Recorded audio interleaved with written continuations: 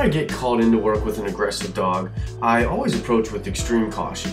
I'm always very careful when I first get to meet the dog and when I'm meeting the owner.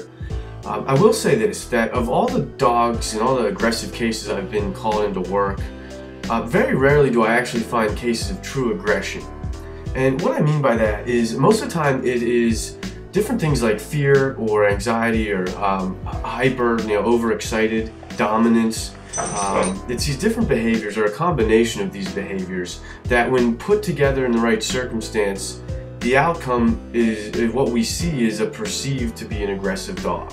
In reality, these behaviors can be prevented and stopped along the way, and should really be stopped well before we actually see an aggressive case.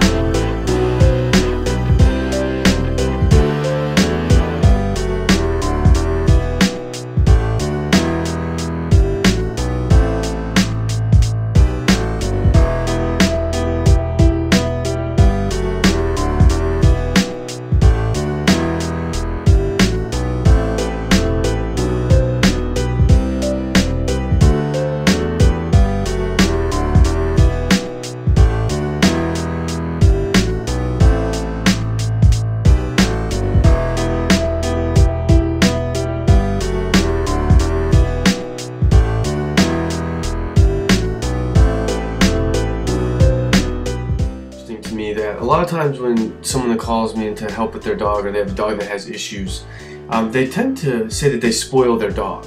And I always like to ask questions like, what do you mean you spoil your dog? And usually it's things like, well, I give him lots of cookies, I always give him lots of love, and we snuggle on the couch all the time. So that kind of spoiling.